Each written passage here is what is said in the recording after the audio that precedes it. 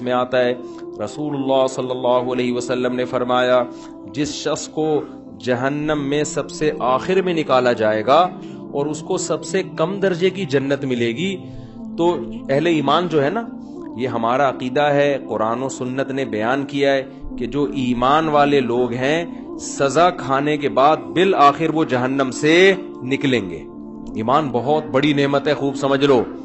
انسان عمل میں کتنا ہی خراب کیوں نہ ہو، لیکن جب تک وہ مومن ہے، ایک اللہ کا قائل، پیغمبر صلی اللہ علیہ وسلم کی ختم نبوت کا قائل، اسلام کو برحق سمجھتا ہے اور کلمے کو مانتا ہے، تو کیسا ہی برا عمل کرے سزا کھانے کے بعد بالآخر جہنم سے نکلے گا۔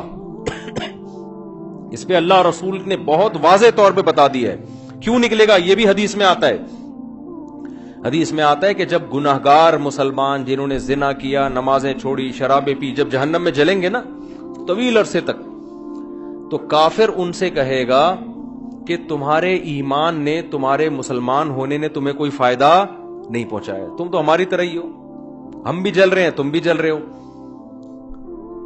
ہم تو غیر مسلم تھے تم مسلم ہو، تو تمہارے مسلم ہونے کا شناختی کارڈ میں بس تم نے مسلمان لکھوا لیا تھا، تو فائدہ کیا ہوا؟ تم بھی وہی ہم بھی وہی، تو تم خدا کو مانتے تھے، اس سے تمہیں ملا کیا؟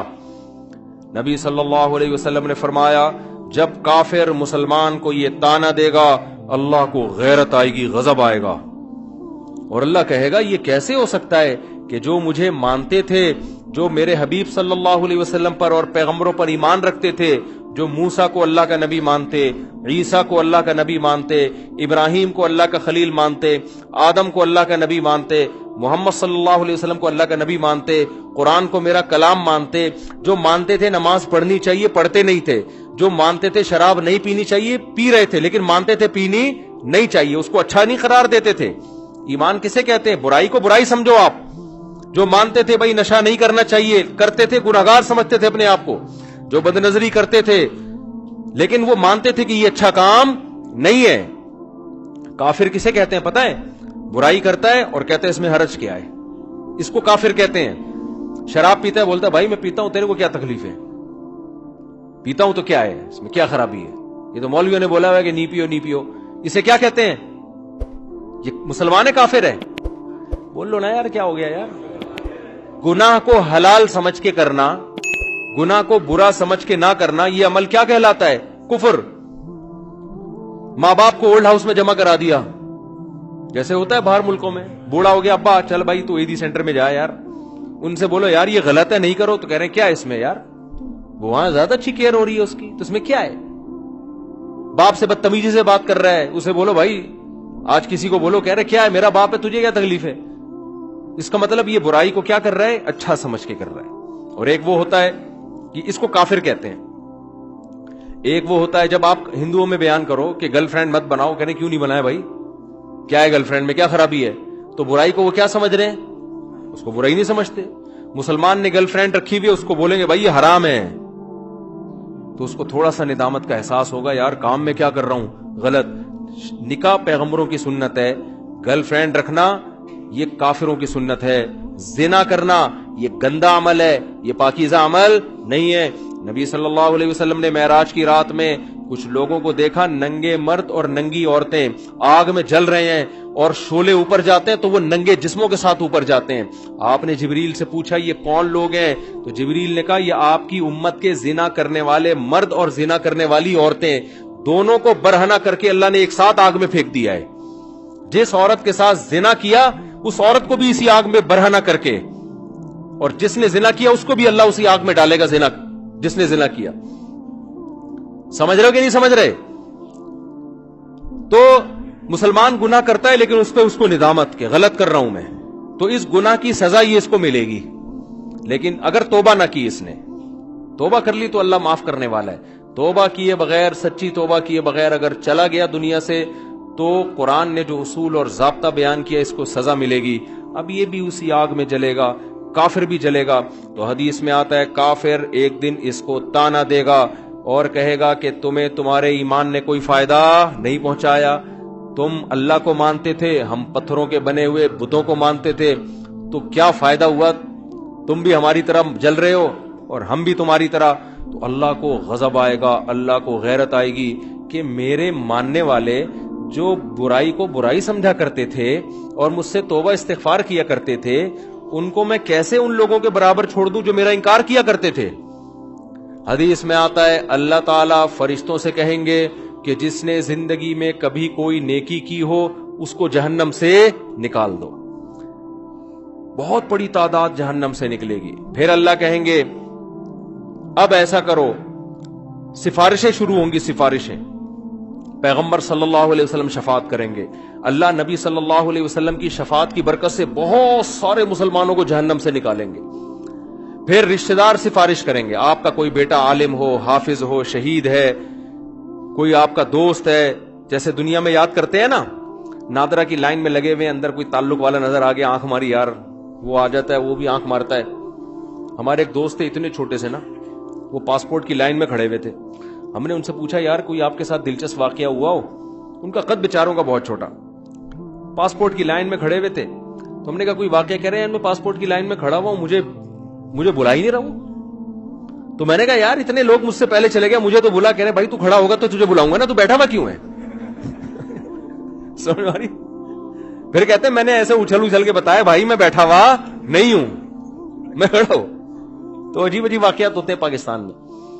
تو جیسے ہوتا ہے نا یار, اب دنیا میں تو یہ غلط سمجھا جاتا ہے, لیکن اللہ تو اللہ ہے, اللہ اس تعلقات کا فائدہ پہنچائے گا.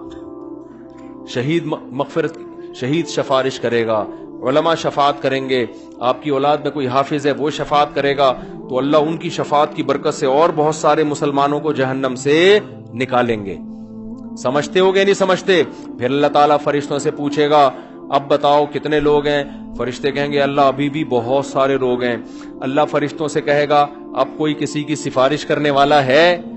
فرشتے کہیں گے اللہ اب کوئی سفارش کرنے والا نہیں ہے. سب کے جتنے ریلیٹو تھے سب نے نکال لی. اب یہ وہ لوگ پڑے ہوئے جن کا کوئی ریلیٹو بھی انسان کا بچہ, اپنے الفاظ میں کہہ رہا ہوں میں, کوئی حافظ عالم کوئی بزرگ کوئی ہے ہی نہیں. سارے وہی جو برے ماحول میں سب دائیں بائیں برے لوگ ہی تھے.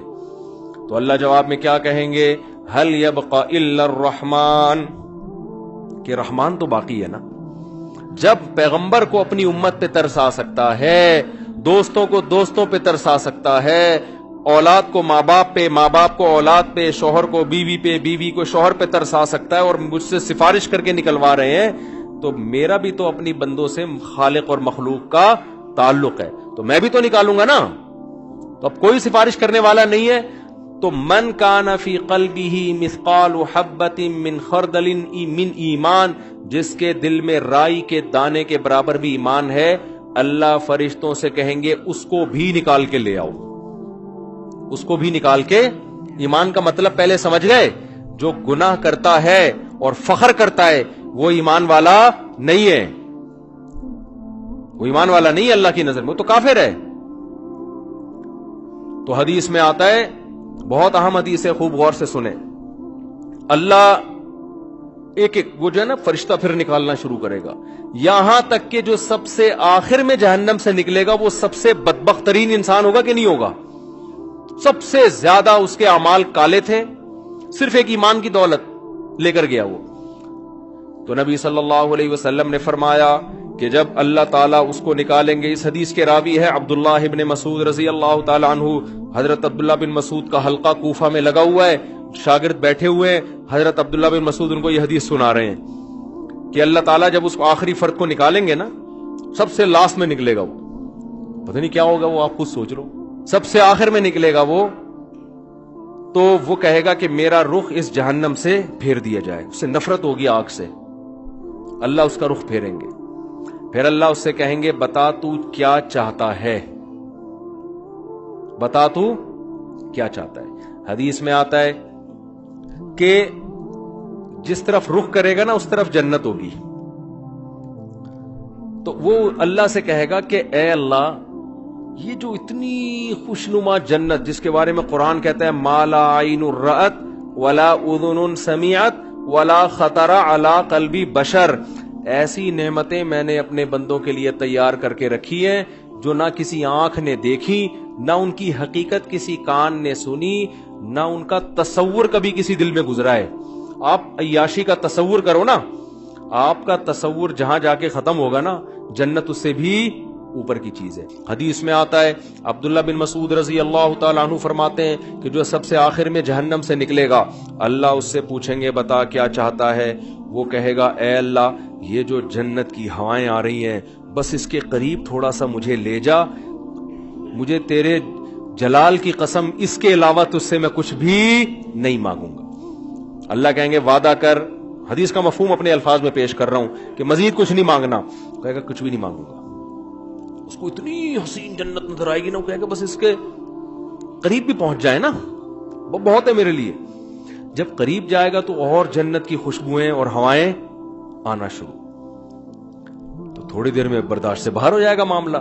پھر وہ اللہ سے کہے گا اے اللہ، یہ جو دروازہ ہے نا جنت کا، بس یہاں تک پہنچا دے۔ اللہ کہے گا تو نے مجھ سے وعدہ کیا تھا مزید کچھ نہیں مانگوں گا، کہے گا اللہ میں نے وعدہ تو کیا تھا، بس یہ میرا سچی مچی کا وعدہ ہے، یہاں تک پہنچا دے، اس کے بعد میں تجھ سے کچھ بھی نہیں۔ غالباً حدیث میں آتا ہے ایک درخت اللہ جنت کا لگائیں گے باہر، درخت ہوگا جنت کا، کہے گا اس درخت میں پہنچا دے، اتنا حسین خوبصورت درخت ہوگا وہ۔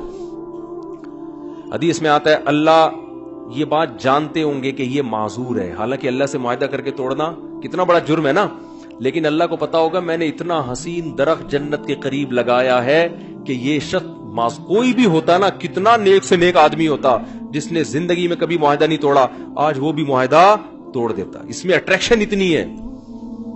تو ایک درخت جب وہ وہاں پہنچے گا، اب جنت کے بالکل قریب ہو گیا، اب وہاں سے جنت کی ہوائیں آ رہی ہیں، مشک و عنبر کی ہوائیں آ رہی ہیں۔ وہ کہے گا تھوڑی دیر تو برداشت کرے گا، اس کے بعد کہے گا اے اللہ بس تو مجھے اس کے دروازے تک پہنچا دے، میرا پکا سچا وعدہ، اس کے بعد میں تجھ سے کچھ بھی نہیں مانگوں۔ اللہ کہیں گے تو نے تو وعدہ کیا تھا مجھ سے، وہ کہے گا مجھے اچھی طرح یاد ہے، میں نے وعدہ کیا تھا، وعدہ خلافی کرنا بہت بڑا گناہ ہے، اور اللہ سے وعدہ کر کے جھوٹ بولنا تو بہت بڑا گناہ ہے، بس ایک دفعہ ہے بھائی اس کے بعد کبھی نہیں مانگوں گا۔ حدیث میں آتا ہے اللہ جانتے ہوں گے کہ یہ معذور ہے، کوئی بھی اس کی جگہ ہوتا تو جنت میں اٹریکشن اتنی ہے، دروازے پہ پہنچ جائے گا، اب تو اور قریب ہو گیا نا، تو وہ کہے گا اے اللہ اندر داخل کر دے، پکا وعدہ، اس کے بعد میں تجھ سے کچھ بھی بولو نہیں مانگوں گا۔ اللہ کہے گا تو نے وعدہ کیا تھا، کہے گا وعدہ کیا تھا، اب میں بالکل سچی مچی کا وعدہ کر رہا ہوں، بالکل پکا ڈھکا وعدہ کر رہا ہوں، اس کے بعد کچھ نہیں مانگوں گا۔ حدیث کا آخر میں الفاظ یہ ہیں کہ جب اللہ اس کو جنت میں داخل کر دے گا نا، تو وہ جب اندر جا کے دیکھے گا، او بھئی ایسے دودھ کی نہریں، شراب کی نہریں، ہورے، کراچی کے لونڈے لپاڑوں کو تو ایک ہوری دکھا دو نا کافی ہے ان کے لیے، اور یہ تم گٹکے کھا رہے ہو نا، ہور تو دور کی بات، ان دنیا کی عورتوں کے قابل نہیں بچو گے تم، یہ بیڑا غرق کر دیتا ہے یہ گٹکا۔ ہمارے ایک دوست بہت سگریٹ پیتے تھے، شادی نہیں کرتے تھے، میں نے کہا یار اب شادی کیوں نہیں کرے گا نا، دھواں نکلے گا اور کچھ بھی نہیں بچا میرے اندر۔ وہ بالکل نا ہڈیوں کا ڈھانچہ بن گئے، کہہ رہے اب دھواں ہی رہ گیا، تو یہ گٹکے ہی نہ ہو، تھوڑا صحت بناؤ یار، سمجھ رہے ہو، کچھ صحت بناؤ۔ تو اس گٹکے کے ساتھ ہور ملے گی بھی کیسے تمہیں؟ ہور خود وہ انکار کر دے گی اللہ اس کے نیک عمل کی وجہ سے میں اس کو مل رہی ہوں، میں نے کون سا گناہ کیا تھا تو مجھے اس کے حوالے کر رہا ہے، کیا خیال ہے؟ تو پہلے گٹکے والوں کو تیزاب سے کلیاں کروائی جائیں گی، اور تیزاب جنت میں نہیں ہوگا، تیزاب کے لیے جہنم میں نہ جانا پڑے کہیں، خدا نخواستہ۔ تو چھوڑ دو، یہ منہ کے کینسر سے کتنے لوگ میں نے مرتے ہوئے اپنی آنکھوں سے دیکھے ہیں جوانی میں۔ تو خیر، تو حدیث میں آتا ہے جب وہ جنت کے اندر جائے گا نا، اتنی حسین جنت، اتنی خوبصورت جنت کہ وہ اللہ سے کہے گا کہ اے اللہ تو اللہ ہو کے میرے ساتھ مذاق کر رہا ہے، یعنی اس کو تصور ہی نہیں ہوگا نا کہ اللہ مجھے اتنی خوبصورت جنت میں داخل کر سکتا ہے، یہ تو ممکن ہی نہیں ہے کہ یار اتنے میں کہاں اور یہ اتنی خوبصورت جنت عیش و عشرت والی کہاں۔ عبداللہ بن مسعود رضی اللہ تعالی عنہ، انہوں نے جب یہ حدیث سنائی تو یہ حدیث سنا کے مسکرانے لگے۔ صحابہ کیسے نبی سے محبت کرتے تھے یار، یعنی نبی صلی اللہ علیہ وسلم نے حدیثیں سناتے وقت جو انداز تھا نا، صحابہ کوشش کرتے تھے پیغمبر کا قول سناتے ہوئے ہمارا انداز بھی وہی ہو جائے. عبداللہ بن مسعود یہ حدیث سنا کر مسکرائے اور اپنے شاگردوں سے پوچھا, پوچھتے نہیں ہو کہ میں مسکرا کیوں رہا ہوں؟ شاگردوں نے کہا بتائیے آپ کیوں مسکرا رہے ہیں؟ انہوں نے کہا کہ نبی صلی اللہ علیہ وسلم نے جب یہ بات ہمیں سنائی نا کہ وہ شخص اللہ سے کہے گا اے اللہ تو اللہ ہو کے مجھ سے مذاق کر رہا ہے بھائی. تو جب یہ بات نبی نے سنائی تھی تو نبی بھی مسکرائے تھے, اور مسکرانے کے بعد نبی نے ہم سے پوچھا تھا کہ پوچھتے نہیں ہو میں مسکراتا کیوں؟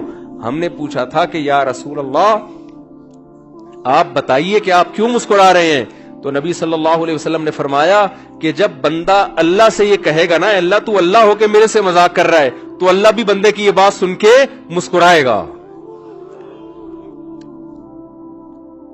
سمجھ رہے ہو؟ اللہ اس پہ گستاخی کا فتویٰ نہیں لگائے گا. گستاخ اللہ کو پتا ہے اس کی اندر کی حالت کیا ہے, اندر کی حالت کیا ہے. پھر اللہ اس سے کہیں گے یہ ایک ہے اس جیسی 10 گنا بڑی جنت میں نے تجھے دی ہے. تو بھائی وہ اللہ ہے, وہ انسان نہیں ہے, اس کے خزانے بھی بہت اور اس کے دونوں ہاتھ بھی کھلے ہوئے ہیں. تو اللہ کہتا ہے قل اُنَبِّئُكُم بِخَيْرٍ مِّن ذَلِكُم, جن دنیا کی نعمتوں کے پیچھے تم بھاگ رہے ہو نا اس سے بڑی نعمتیں ہم تمہیں بتاتے ہیں. وہ کیا ہے؟ وہ جنت میں ہے.